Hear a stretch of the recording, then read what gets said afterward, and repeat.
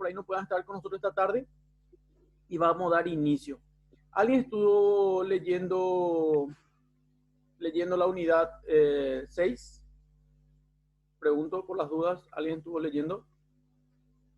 En la plataforma yo alcé este PowerPoint, que es el resumen de la unidad, y también le anexé un Word donde hay un cuestionario de preguntas que le va a servir muchísimo como guía a la hora de estudiar, ¿verdad? Para su resumen de estudio.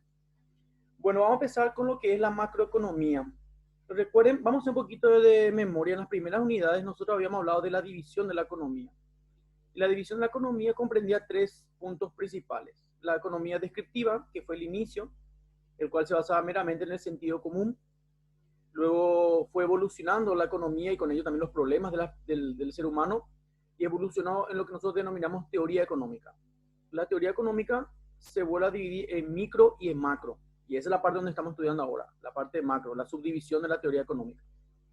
Y como fue evolucionando nuevamente y se fue haciendo más complejo las necesidades del ser humano de solucionar sus problemas de índole económico, de la teoría económica evolucionó a la política económica. Y la base de la política económica es la ideología. Y de ahí salen los modelos económicos. ¿Recuerdan cuando nosotros estudiamos los supuestos modelos económicos? Bueno, de ahí también surgen los modelos económicos. ¿Qué es la macroeconomía? La macroeconomía, a diferencia de la macro, como dice muy bien aquí, se ocupa del estudio de la economía, pero en un concepto general, en un amplio aspecto, en su conjunto. En cambio, la microeconomía se basa en el estudio de la economía, pero en sectores específicos de la economía. Y la macro, una visión general. Por eso habla justamente de la economía en su conjunto. ¿Cuál es el propósito que tiene la macroeconomía? El propósito es obtener una visión simplificada del todo de la economía, pero que al mismo tiempo permita conocer y actuar sobre el nivel de la actividad económica de un país determinado o de un conjunto de países. Por ejemplo, en el caso de Paraguay, Paraguay, si ustedes están escuchando las noticias o habrán prestado atención a las noticias a las informaciones que salían en los medios de prensa, Paraguay es un país que, si Dios quiere, ¿verdad? Y todo este tema de la pandemia se viene acatando en base a lo que nuestras autoridades determinan. Paraguay, según los datos estadísticos a nivel internacional, me refiero al punto de vista económico, sería uno de los países que tendría un efecto menos nocivo contra nuestra economía en lo que respecta del resto de este año y el año que viene. Y uno de los factores que hace que Paraguay, no estoy diciendo que no va a salir golpeada, pero va a salir menos golpeada que otros países vecinos de la región, es que justamente macroeconómicamente Paraguay estuvo haciendo bien los deberes en los últimos años. Macroeconómicamente me refiero a la economía, como vuelvo a repetir, a la economía del Paraguay en su conjunto y específicamente por la exportación. Paraguay fue muy beneficiado con el tema de la exportación de granos, específicamente de soja, y también la exportación de carne. Bueno, esa es una faceta de Paraguay. Y la otra faceta es la cuestión microeconómica, que nos estamos tocando ahora en esta unidad 6. Entonces, una cuestión es la microeconomía paraguaya y otra cuestión es la macroeconomía nacional. Bueno, vamos a seguir analizando. Es muy importante que ustedes tengan siempre su material a mano para que ustedes cualquier cosita que de repente en el PowerPoint, que vuelvo a repetir, es la idea central del material, no quede claro, ustedes me puedan preguntar en el momento, no hay ningún problema en eso. Así como nosotros estuvimos estudiando en las primeras unidades, que es un modelo económico, que son los supuestos económicos, que son las variables económicas, hay dos variables económicas que estudia la macroeconomía. Uno es la producción agregada y el otro es el nivel de los precios. ¿Qué quiere decir producción agregada? En realidad la producción agregada hace referencia a la producción de lo que produce tu país, nuestro país, pero en su conjunto. En Paraguay produce muchísimas cosas, qué sé yo, por citar como ejemplo, ¿no? Producimos camisas, producimos pizzas, producimos implementos agrícolas. Bueno, una de esas variables es la que estudia esto, la producción agregada. Todo lo que el Paraguay produce en su conjunto, pero no en forma específica en cuanto a lo que es el producto en sí, sino en cuanto al nivel de los precios. O sea, cuánto produce el Paraguay monetariamente hablando en su conjunto. Y eso se llama nivel de precios. ¿Por qué nivel de precios? Porque lo que hace la macroeconomía es establecer precios promedios de todo lo que produce la economía en su conjunto. ¿Por qué precios promedios? Porque Paraguay, por darle un ejemplo, para que ustedes tengan una idea de por qué se habla a nivel de precio, que significa precio promedio. Paraguay tiene muchas empresas que fabrican, por ejemplo, camisas. Por dar un ejemplo. Una empresa fabrica 10.000, otra empresa fabrica 12.000, otra fabrica 9.800. Entonces va a ser imposible hacer un cómputo de todas las fábricas que fabrican camisas a diferentes precios. Entonces, ¿qué hace la macroeconomía? Establece un precio promedio de todas las fábricas que fabrican camisas, por ejemplo.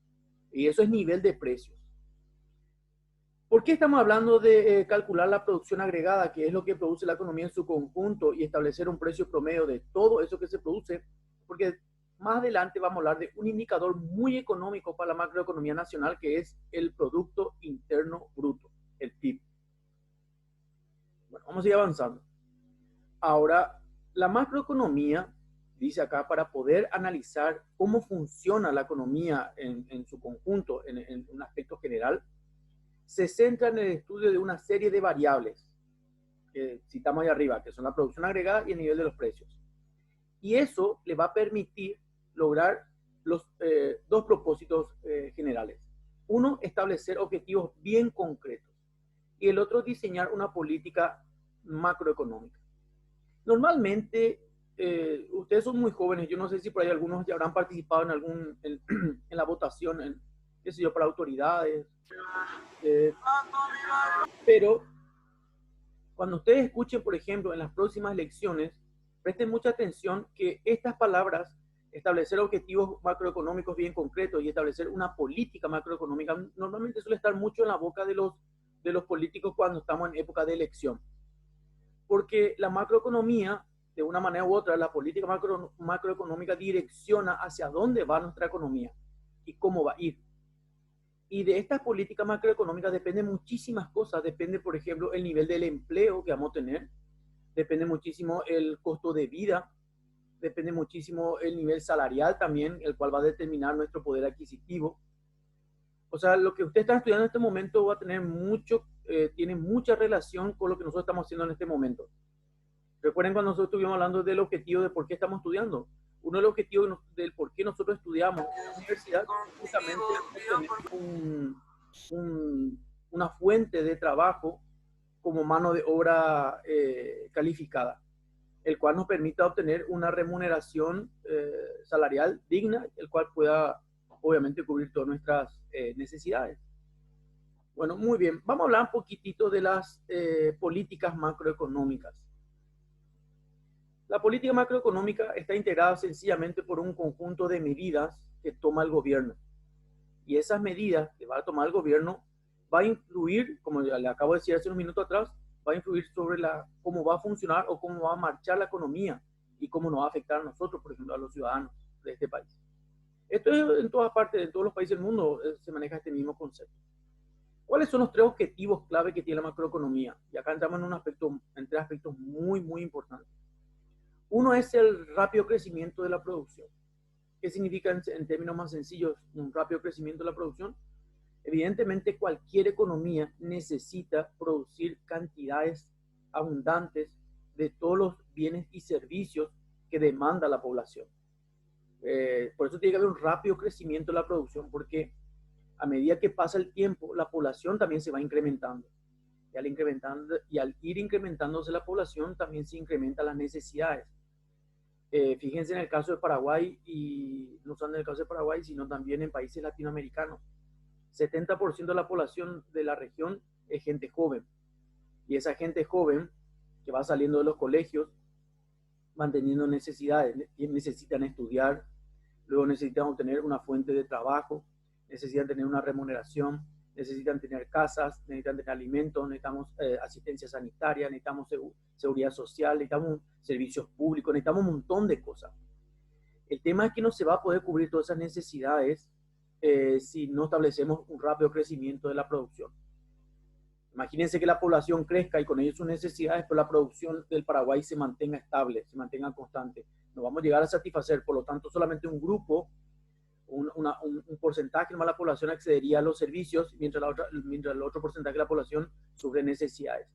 Que de hecho, en parte es una realidad nuestra también, ¿verdad? Porque no todos los paraguayos tienen acceso, por ejemplo, a servicios básicos, agua, luz y teléfono.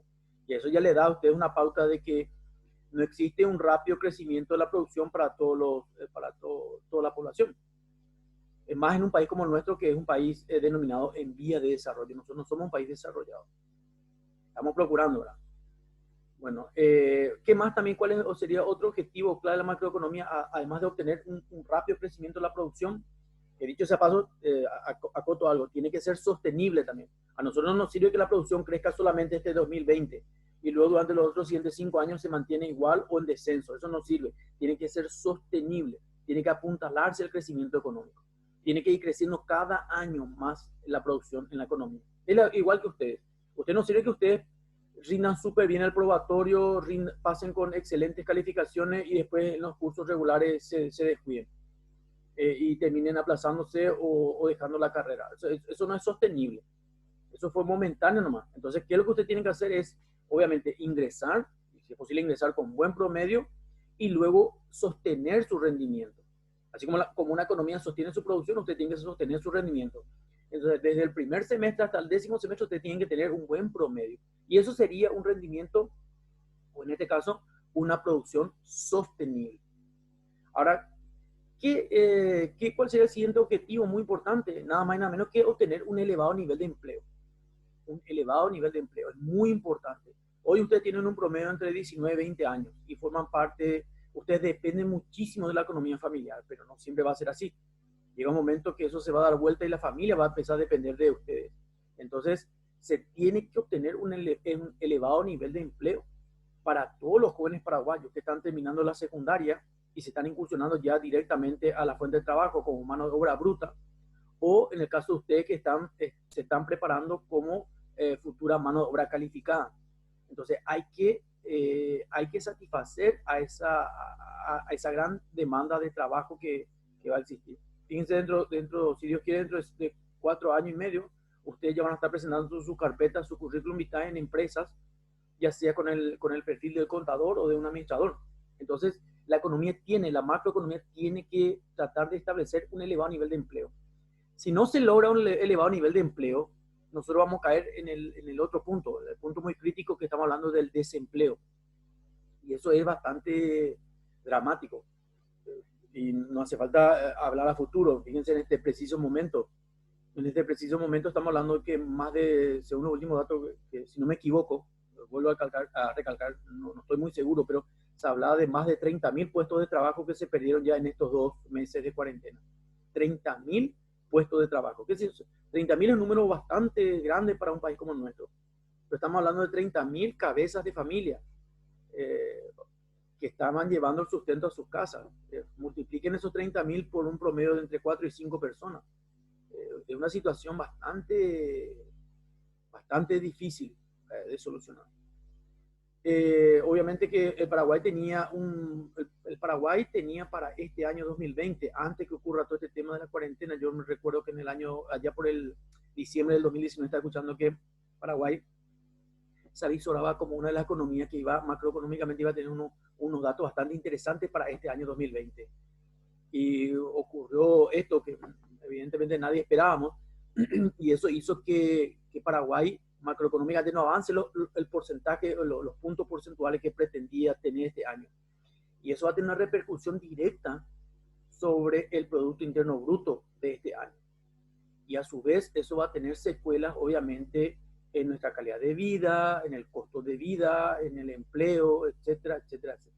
Por eso tenemos que ser muy cautelosos, tenemos que ser buenos administradores de nuestra propia economía para tratar de aguantar esta situación y obviamente que cuando la situación mejore podamos estar en condiciones de poder afrontar todo lo que viene.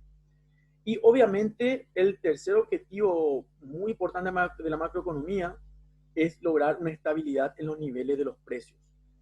Ahora yo pregunto a cualquiera de ustedes que esté ahí, cuando hablamos de estabilidad en los niveles de los precios, ¿a qué hacemos referencia? Porque ahí el tercer objetivo es estabilidad en los niveles de los precios. ¿Quién me puede decir de qué trata la estabilidad? Hablamos de que la economía tiene que obtener un crecimiento cada vez más y, si es posible, sostenible de la economía. Perfecto. Tenemos que obtener que todos tengan trabajo. O sea, otro objetivo macroeconómico, un elevado nivel de empleo. Si es posible que haya, bueno, cero desempleo es algo imposible, pero por lo menos que el porcentaje de desempleo sea el mínimo. Y lograr una estabilidad en los niveles de los precios.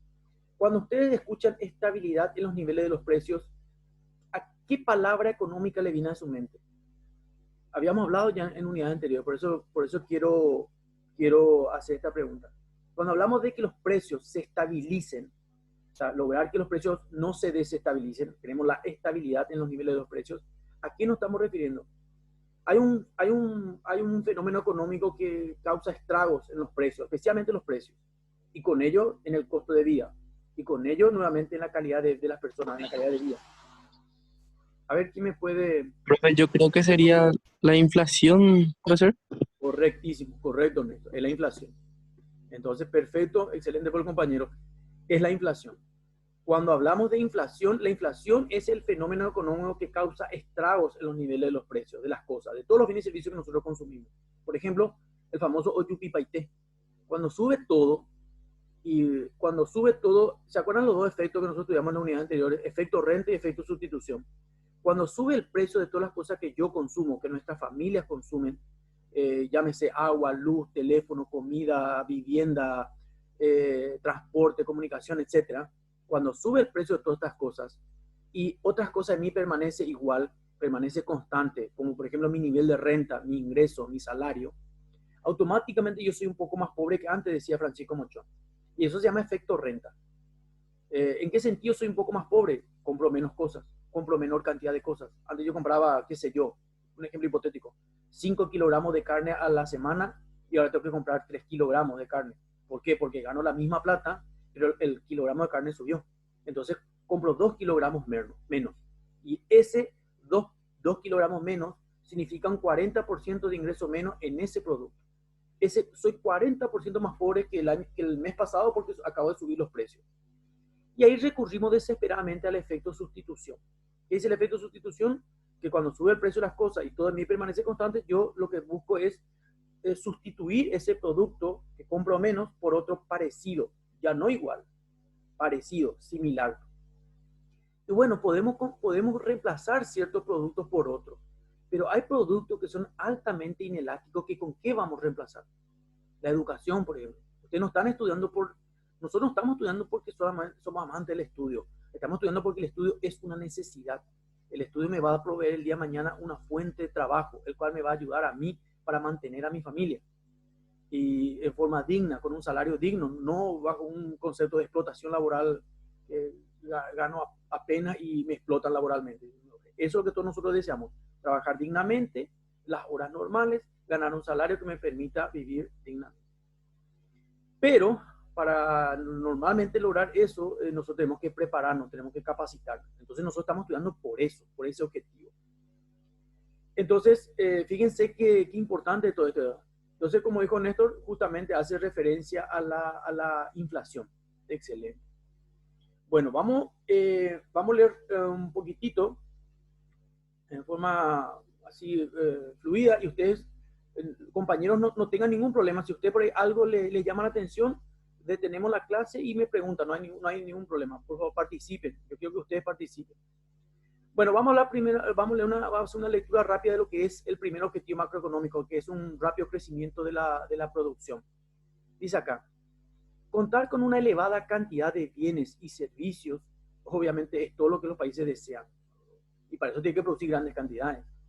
El indicador más amplio de la producción total de una economía, de un país, es lo que nosotros conocemos como Producto Interno Bruto, PIB, que mide el valor de mercado de todos los bienes y de todos los servicios finales que produce un país durante un año. Durante un año. Por eso le dije a usted que con esta situación que estamos atravesando ahora por la pandemia, Paraguay va a producir menos.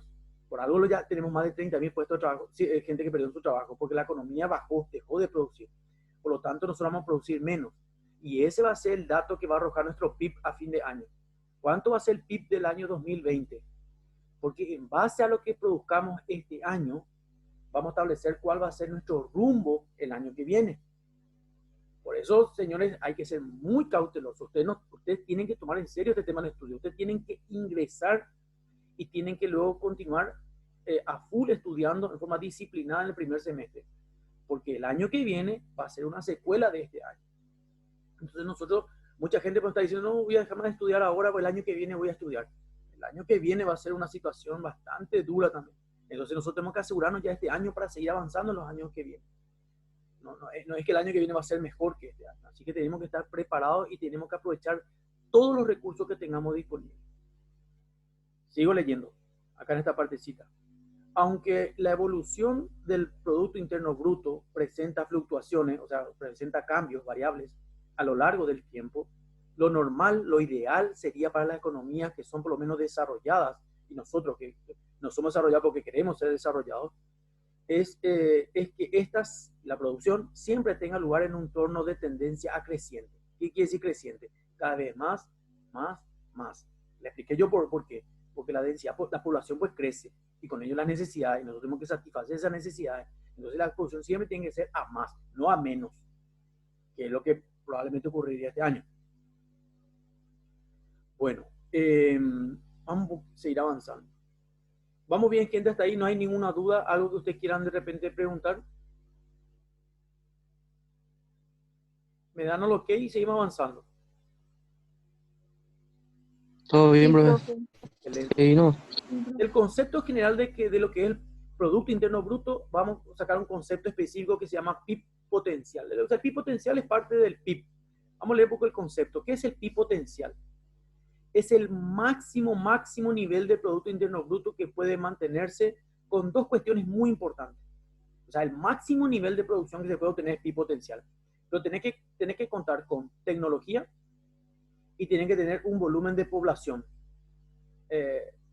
Imagínense lo difícil que es para que un país, una economía pueda lograr su máximo nivel de producción, que nosotros le decimos PIB potencial. Tiene que darse las situaciones, las condiciones tecnológicas que no me refiero solamente a la informática, tecnología, todo lo que es tecnología, producción ya tecnológicamente hablando, maquinarias, implementos, y tiene que tener un volumen de población. Y ambos tienen que darse, pero sin que la inflación se despegue. Es dificilísimo. Por eso digo, explicar en forma teórica es muy fácil. Ahora, estando en el cargo de ser, qué sé yo, las autoridades que tienen que lograr esto, no ha de ser fácil. Entonces, la pregunta es, ¿cómo un país logra un PIB potencial? Primero, tenemos que ver qué tecnología disponemos. Vamos a suponer que necesitamos cavar una zanja, por ejemplo, hipotéticamente, necesitamos cavar una zanja para que pueda filtrarse agua y pueda regar nuestros campos. Ahora, no es lo mismo cavar esa zanja a pala que cavar esa zanja con una retroexcavadora. ¿Por qué no es lo mismo? Porque cavando a mano nos va a llevar mucho más tiempo y tendríamos que emplear una gran cantidad de personal. En cambio, con una retroexcavadora, estoy hablando de tecnología, estaríamos utilizando solamente un solo operario y probablemente reduciríamos tremendamente el tiempo y con ello el costo operativo de poder cavar esas zanjas para alimentar nuestra plantación con unos recursos tan importantes como el agua. Entonces, tecnología. Pero ahí dice también volumen de población. El Paraguay necesita, o cualquier economía necesita cierta cantidad poblacional para poder hacer uso de esos recursos y obviamente lograr su PIB potencial. Pero acá me ha quedado un chiquitito. Quiero acotar algo muy importante. El volumen de población habla de la cantidad de población. Cantidad. Y yo le hago una pregunta a ustedes. La cantidad es muy importante, pero la calidad. ¿Qué ustedes opinan de eso? ¿Ustedes creen que es necesario o solamente es volumen poblacional en cuanto a cantidad? ¿Qué opinan ustedes?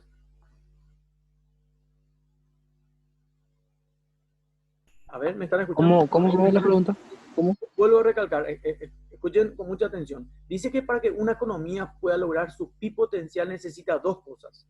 Necesita tecnología y necesita un volumen de población. ¿Volumen qué quiere? Si ustedes habrán dado en el colegio la fórmula de volumen. Volumen pues es masa, cantidad. Y esas dos cosas tienen que darse, pero sin que la inflación se despegue para arriba. Bueno, Tecnología, explicamos recién lo que es tecnología. Nosotros necesitamos tecnología, no es la misma cosa producir a mano que producir tecnológicamente. Con la tecnología nosotros potenciamos la cantidad de producción. Vos tenés que fabricar, qué sé yo, un bolígrafo. Una cosa es hacer a mano y otra cosa es tener máquinas, tener programas informáticos, tener una cadena de ensamblaje. Entonces vos esto producir miles, miles, miles de cantidades. Pero habla también de volumen de población. Ahora mi pregunta específica es, volumen significa cantidad.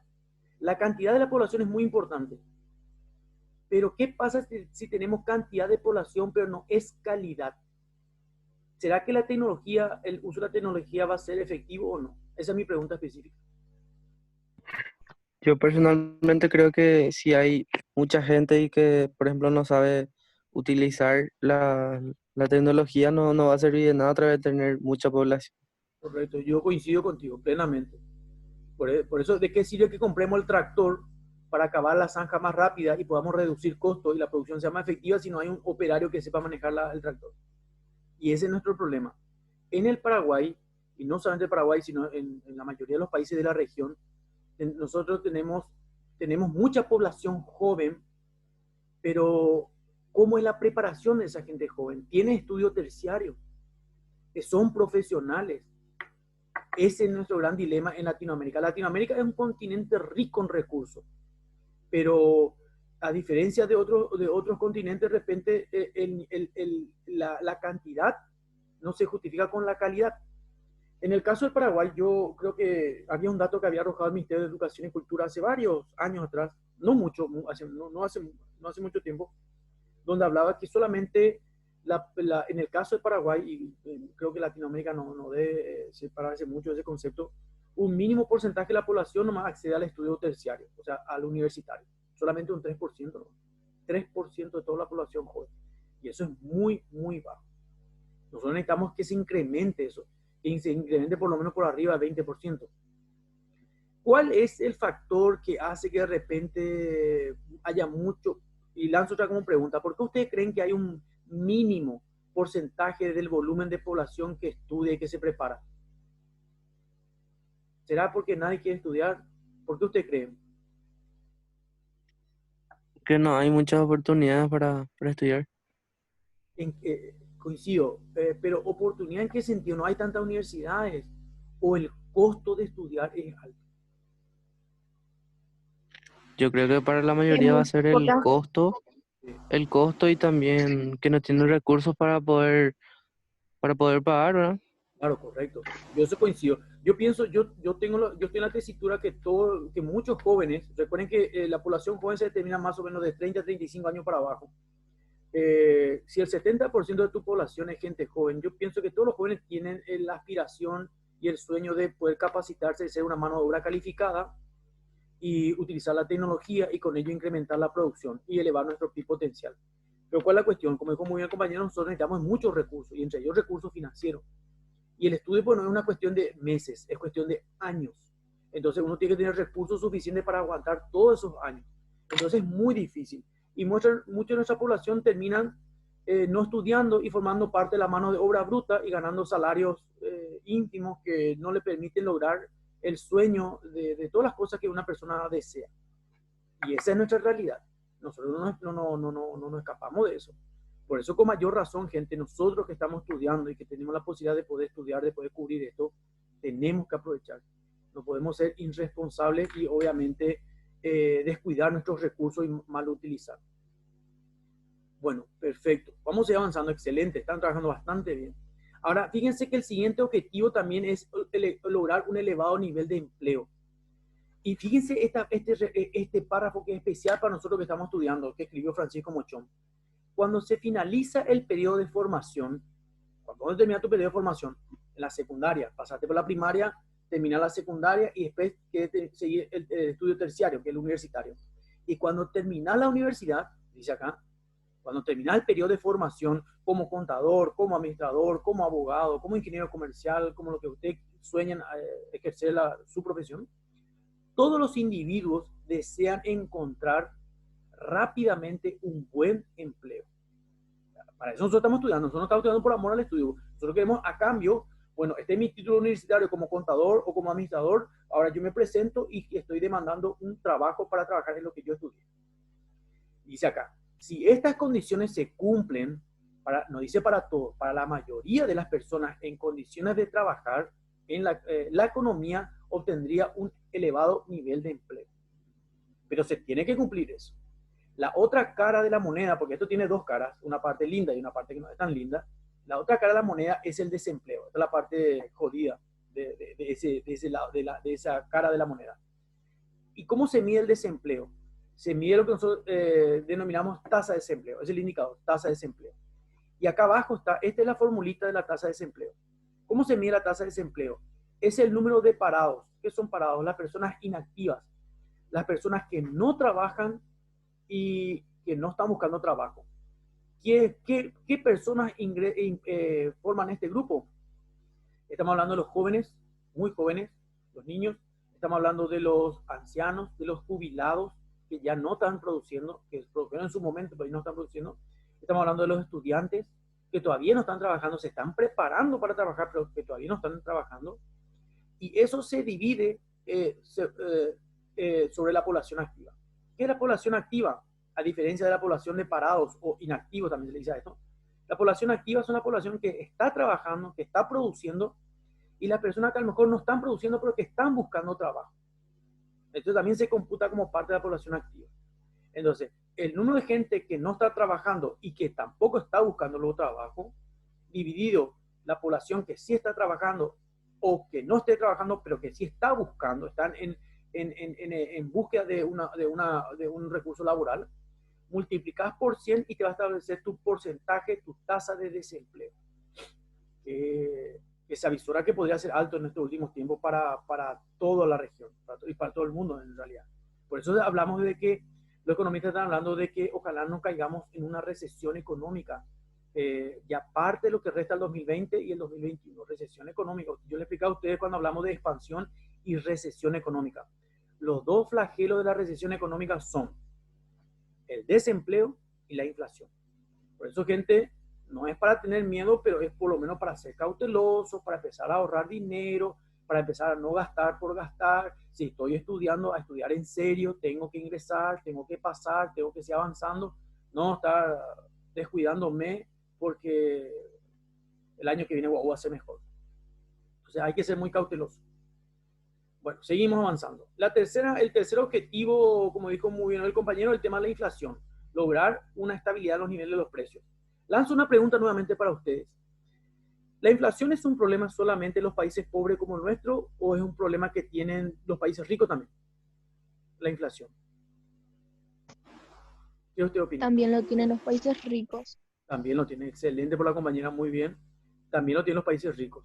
Ahora, la diferencia está que los países ricos normalmente al obtener gran cantidad de recursos, al obtener un mayor porcentaje de la población preparada, evidentemente logra estabilizar la inflación lo más rápido que nosotros. O sea, logran estabilizar el nivel de los precios o logran controlar la inflación. Y la diferencia entre los países pobres es que muchas veces la inflación se nos puede ir de las manos y eso es peligroso. Esa es la gran diferencia. Pero la inflación lo tenemos todo. Inflación lo tenemos todo.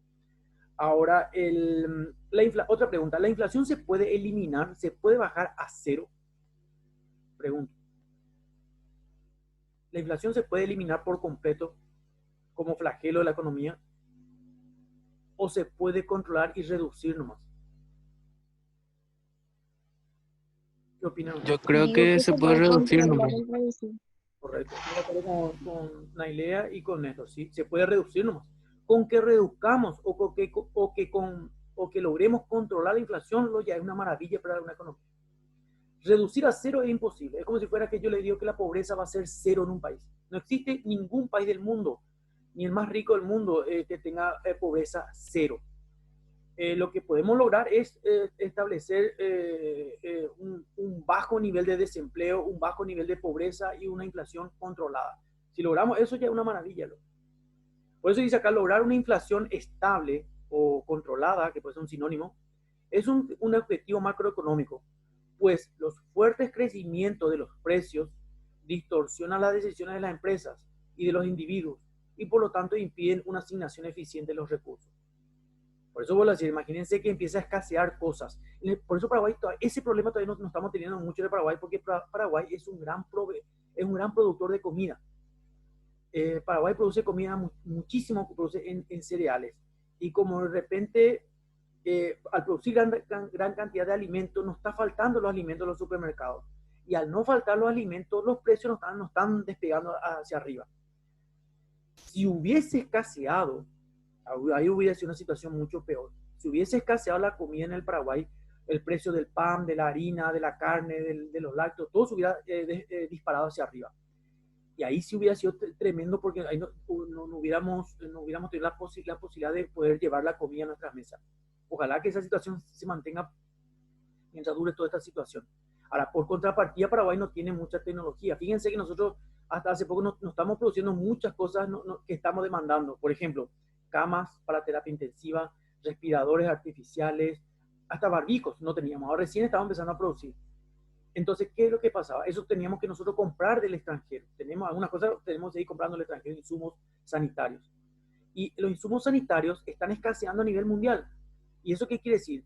Si están escaseando a nivel mundial, lo más probable es que el precio de esos insumos vayan para arriba. Entonces, lo que nosotros hubiéramos comprado, qué sé yo, el año pasado, qué sé yo, por dar un ejemplo, una cama de terapia intensiva a $300, ahora estaríamos comprando el doble.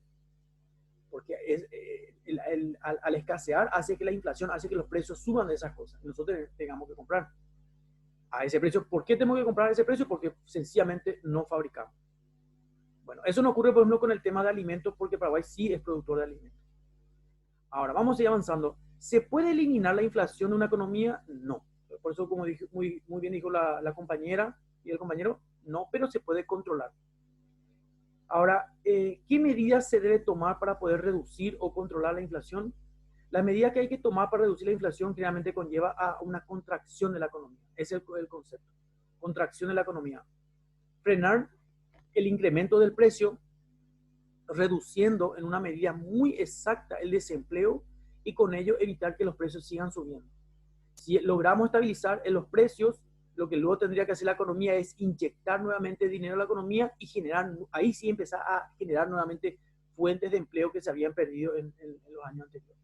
Eso es contracción de la economía. Es muy difícil, no es tan fácil, porque implicaría, es como si fuera, yo tengo hambre ahora y lo que tengo que hacer es apretar mi cinturón y no comer la reserva que tengo, sino cuidar esa reserva y hacer que esa reserva se multiplique. Entonces, pero ¿cuál es la cuestión? Tener que aguantar en el momento. ¿Cómo le decía a tu población que aguante para que esas reservas no se toquen y se multipliquen y para que el día de mañana tengamos más comida? Por eso digo, la contracción económica es muy fácil de explicar y es muy fácil de aprender inclusive el concepto, pero llevar a la práctica es muy difícil. Bueno, gente, tenemos nuestro último minuto. Quiero que vean en la plataforma el PowerPoint y vean las preguntas, y el martes vamos a ir trabajando este capítulo. ¿Les parece bien? Hola. Dale, profe, no hay problema. El martes vamos a tratar de terminar esta unidad 6, así que completen. Está bien, profe. Excelente. Muchísimas gracias, buen fin de semana para todos. Bueno, profe, igualmente. Gracias. Gracias, profe.